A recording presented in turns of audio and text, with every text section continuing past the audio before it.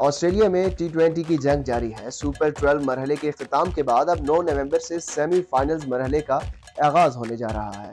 پاکستان اس سے پہلے بھی 3 ٹی20 ورلڈ کپ کے سیمی فائنل جبکہ 2 مرتبہ فائنل تک رسائی حاصل کرنے میں کامیاب ہوا ہے، لیکن پاکستان کو ٹی20 ورلڈ کپ چیمپئن بننے کا اعزاز صرف ایک مرتبہ ہی حاصل ہوا ہے۔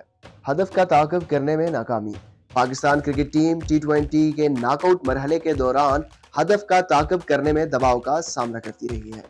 2007 کے ٹی20 ورلڈ کپ کے فائنل جہاں انڈیا کے خلاف 157 رنز کے تعاقب میں 20 اوورز کھیلے بغیر آخری اوور میں 152 رنز تک پہنچنے میں کامیاب رہی اور پاکستان روایتی حریف کے ہاتھوں 5 رنز سے شکست کا سامنا کرنا پڑا۔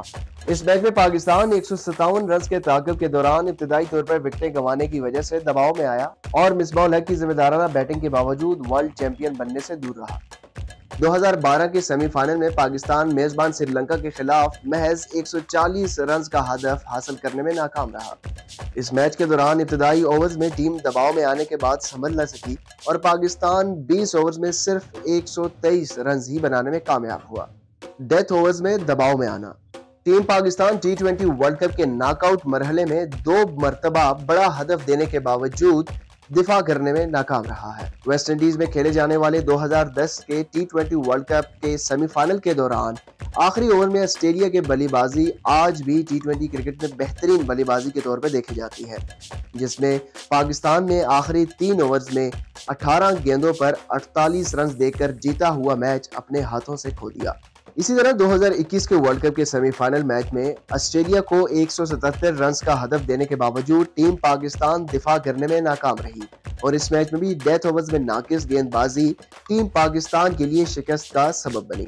اس میچ میں آخری 4 اوورز میں 62 رنز دے کر 177 رنز کا ہدف آسٹریلیا نے 19ویں اوورز میں ہی حاصل کر لیا۔ بڑے میچز کے دوران کھلاڑیوں کی صلاحیتیں جہاں پر ٹیسٹ ہوتی ہیں وہاں پر کپتان کی قائدانہ صلاحیتوں کا بھی یہ امتحان ہوتا ہے۔ 2010 کے سیمی فائنل میں شاہد افریدی جبکہ 2021 کے سیمی فائنل میں ٹیم پاکستان کے کپتان بابر اعظم تھے اور دونوں میچز میں ہدف کے دفاع کرنے کے دوران کپتان کی جانب سے بالنگ کے دوران کی گئی تبدیلیوں پر سوالات اٹھائے گئے۔ 2010 میں جہاں عبدالرزاق کے 2 اوورز نہ کروانے اور 2021 میں عماد وسیم کا 1 اوور نہ کروانے پر کئی زیادہ بحث ہوتی رہی ہے۔ مزید خبروں اور ویڈیوز کے لیے دیکھتے رہیے urdunews.com۔